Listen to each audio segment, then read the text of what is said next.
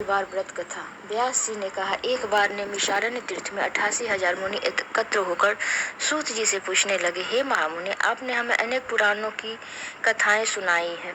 अब कृपा करके हमें ऐसा व्रत और उसकी कथा बताएं जिसके करने से संतान की प्राप्ति हो तथा मनुष्यों के रोग, शोक, अग्नि, सर्प, दुख आदि का भय दूर हो। कलयुग में सभी जीवों की आयु बहुत कम है। इस पर यदि उन्हें रोग, चिंता के कष्ट लगे रहेंगे तो फिर वे श्री हरि के चरणों में अपना ध्यान कैसे लगा सकेंगे। श्री सूत जी ने कहा, हे मुनियों, आपने लोक कल्याण के लिए बहुत ही उत्तम बात पूछी है। एक बार युधिष्ठिर ने भगवान श्री कृष्ण से लोक कल्याण के लिए यही प्रश्न किया था। भगवान श्री कृष्ण और युधिष्ठिर का संवाद मैं आपको सामने कहना चाहता हूँ, ध्यान देकर सुने। एक समय हस्तिनापुर की राजसभा में योगीराज श्री कृष्ण बैठे हुए थे। तब युधिष्ठिर भगवान श्री कृष्ण ने प्रश्न किया, हे प्रभु नंद नंदन गोविंद, आपने मुझे अनेक कथाएं सुनाई है। आज कृपा करके कोई ऐसा व्रत या कथा सुनाए जिसके करने से मनुष्य रोग, चिंता तथा भय से मुक्त हो तथा उसे पुत्र की प्राप्ति हो। हे प्रभु, बिना पुत्र मनुष्य का जीवन व्यर्थ है, वह नरकगामी होता है। पुत्र के बिना मनुष्य पृथ्वी से छुटकारा नहीं पा सकता और न ही वह पुण्य नामक नरक से उद्धार पा सकता है। अतः पुत्रदायक कोई व्रत बतलाए। भगवान श्री कृष्ण ने कहा, हे राजन, मैं एक प्राचीन इतिहास सुनाता हूँ, आप उसे ध्यान पूर्वक सुने। कुंडलपुर नामक एक नगर में नंदा नामक एक महाबुद्धिमान ब्राह्मण रहता था। उसका गुजारा जैसे तैसे चलता जाता, परंतु वह बहुत दुखी रहता था क्योंकि उसके कोई संतान नहीं थी। उसकी पत्नी सुनंदा पतिव्रता थी। वह भक्ति पूर्वक हनुमान जी की आराधना करती थी। मंगलवार के दिन व्रत करके अंत में भोजन बनाकर हनुमान जी को भोग लगाने के बाद स्वयं भोजन करती थी। एक मंगलवार को गृह कार्य की अधिकता के कारण वह हनुमान जी को भोग न लगा सकी। इस पर उसे बहुत दुख हुआ। उसने स्वयं भी भोजन नहीं किया और प्रण किया कि अब मैं अगले मंगलवार को हनुमान जी का भोग लगाकर ही अन्न जल ग्रहण करूंगी। ब्राह्मणी सुनंदा प्रतिदिन भोजन बनाती, श्रद्धा पूर्वक पति को खिलाती, परंतु स्वयं भोजन ग्रहण नहीं करती और मन ही मन श्री हनुमान जी की आराधना करती।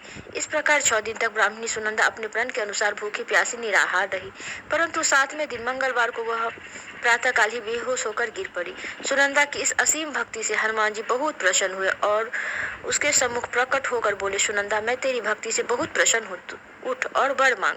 सुनंदा अपने आराध्य देव श्री हनुमान जी को अपने समक्ष पाकर आनंद से विहल हो उनके चरणों में गिर पड़ी और कहा, हे प्रभु, मेरा कोई संतान नहीं है, कृपा करके मुझे संतान प्रदान करे। हनुमान जी ने कहा, तेरी इच्छा पूर्ण होगी, तेरे यहाँ एक कन्या उत्पन्न होगी, उसके अष्टांग प्रतिदिन सोना दिया करेंगे। इस प्रकार वर देकर हनुमान जी अंतर्ध्यान हो गए। ब्राह्मणी सुनंदा बहुत हर्षित हुई। उसने यह समाचार अपने पति से जाकर कहा। ब्राह्मण देव कन्या का वरदान सुनकर बहुत कुछ दुखी हुए, परंतु सोना मिलने की बात सुनी तो बहुत प्रसन्न हुए। विचार किया कि ऐसी कन्या के साथ मेरी निर्धनता भी समाप्त हो जाएगी। श्री हनुमान जी की कृपा से वह ब्राह्मणी गर्भवती हुई और 10वें महीने में उसने एक सुंदर कन्या को जन्म दिया। यह कन्या अपने पिता के घर ठीक उसी तरह बढ़ने लगी जिस प्रकार शुक्ल पक्ष का चंद्रमा बढ़ता है। 10वें दिन ब्राह्मण ने उस बालिका का नामकरण संस्कार कराया। कुल पुरोहित ने उस बालिका का नाम रत्नबाला रखा। इस कन्या ने पूर्व जन्म में विधि विधान से मंगलदेव का व्रत किया था। रत्नबाला का अष्टांग प्रतिदिन बहुत सा सोना देता था। उस सोने से ब्राह्मण नंदा बहुत धनवान हो गया। ब्राह्मणी सुनंदा भी बहुत अभिमानी हो गई। समय बीतने के साथ रत्नबाला 10 वर्ष की हो चुकी थी। एक दिन सुनंदा ने नंदा ब्राह्मण से कहा, हमारी पुत्री रत्नबाला विवाह के योग्य हो गई है, अतः कोई सुंदर तथा योग्य वर देखकर उसका विवाह कर दे। यह सुनकर नंदा ब्राह्मण बोला, अभी तो रत्नबाला बहुत छोटी है। तब ब्राह्मणी ने कहा, शास्त्रों की आज्ञा है कि कन्या का 8वें वर्ष में गौरी, 9वें वर्ष में रोहिणी, 10वें वर्ष में कन्या, इसके 50 रजस्वला हो जाती है। गौरी के दान से पाताल लोक, रोहिणी के दान से बैकुंठ लोक, कन्या के दान से इंद्रलोक में सुखों की प्राप्ति होती है। पतिदेव, अगर रजस्वला कन्या का दान किया तो घोर नरक की प्राप्ति होती है।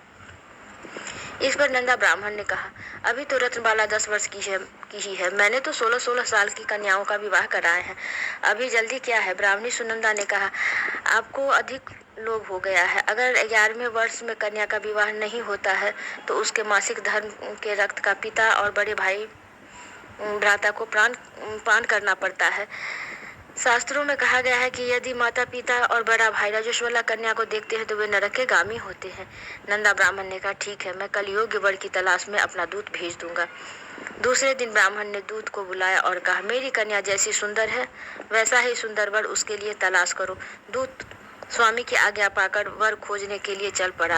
अनेक नगर घूमने के बाद उसने पंपई नगर में एक सुंदर ब्राह्मण युवक देखा।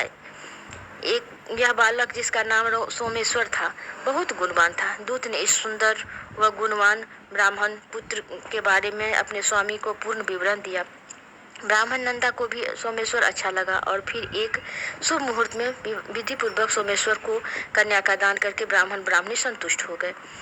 परंतु ब्राह्मण नंदा के मन में तो लोभ समाया हुआ था।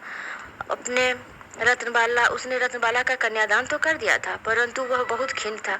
उसने विचार किया कि रत्नबाला अब ससुराल चली जाएगी, इससे जो सोना मुझे मिलता है वह आगे नहीं मिलेगा। मेरे पास जो धन था कुछ तो इसके विवाह में खर्च हो गया और जो शेष बचा है वह भी कुछ दिनों के पश्चात समाप्त हो जाएगा। मैंने इसका विवाह करके बड़ी भूल की।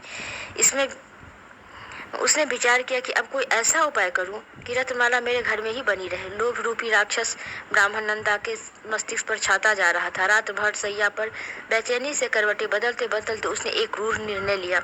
उसने विचार किया कि जब रत्नबाला का पति सोमेश्वर उसे अपने घर वापस ले जा रहा होगा तो वह मार्ग में उसका वध करवा देगा और अपनी पुत्री को अपने घर वापस ले आएगा, जिससे नियमित रूप से उसे सोना भी मिलता रहेगा और समाज में कोई मनुष्य उसे दोष भी नहीं दे सकेगा। प्रातः काल हुआ। नंदा ब्राह्मण और उसकी पत्नी सुनंदा ने अपने जमाता तथा पुत्री को बहुत सारा धन देकर विदा किया। सोमेश्वर अपनी पत्नी रत्नमाला को लेकर अपने नगर की तरफ चल दिया। नंदा ब्राह्मण महालोभ से वशीभूत हो पाप पुण्य की विचार भी भूल चुका था। अपने भयानक व क्रूर निर्णय को कार्य रूप देने के लिए उसने अपने दूत को मार्ग में अपने जमाई का वध करने के लिए पहले ही भेज दिया था।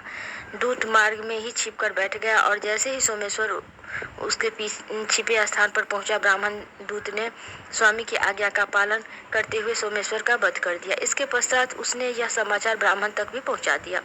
अपने जमाता के वध का समाचार प्राप्त कर नंदा ब्राह्मण उस स्थल पर पहुंचा और रुदन करती अपनी पुत्री से बोला, पुत्री, मार्ग में लुटेरों ने तेरे पति का वध कर दिया है। भगवान की इच्छा के आगे किसी का कोई वश नहीं चलता। अब तू घर चल, वहां रहकर ही शेष जीवन व्यतीत करना। जो भाग्य में लिखा है वही होता है। अपने पति की अकाल मृत्यु से रत्नबाला बहुत दुखी हुई। करुण क्रंदन और रुदन करती हुई वह अपने पिता से बोली, हे पिताजी, इस संसार में जिस स्त्री का पति नहीं है उसका जीवन व्यर्थ है। मैं अपने पति के साथ ही अपने शरीर को जला दूंगी और सती होकर अपने इस जन्म को, माता पिता के नाम को तथा सास ससुर के यश को सार्थक करूंगी।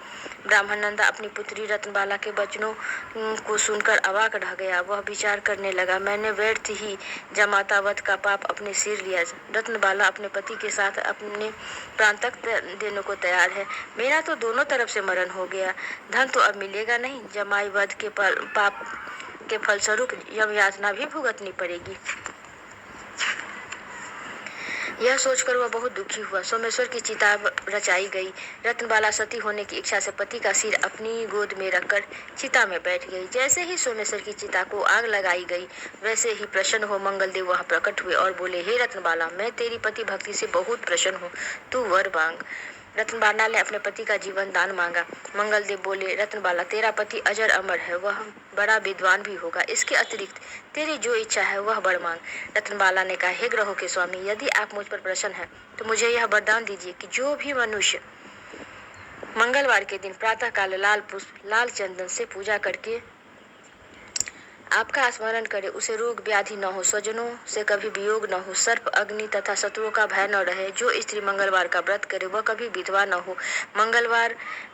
मंगलदेव तथास्तु कहकर अंतर्ध्यान हो गए। मंगलदेव की कृपा से सोमेश्वर जीवित हो उठा। रत्नबाला अपने पति को पुनः प्राप्त कर बहुत प्रसन्न हुई। सोमेश्वर अपनी पत्नी को लेकर अपने नगर चला गया। इसके बाद दोनों पत्नी मंगलदेव का व्रत प्रत्येक मंगलवार को करने लगे और मंगलदेव की कृपा से इस लोक का सुख ऐश्वर्य भोग कर अंत में स्वर्गलोक हो गए। इस तरह मंगलवार का व्रत कथा समाप्त हुआ। श्री मंगलवार व्रत कथा समाप्त।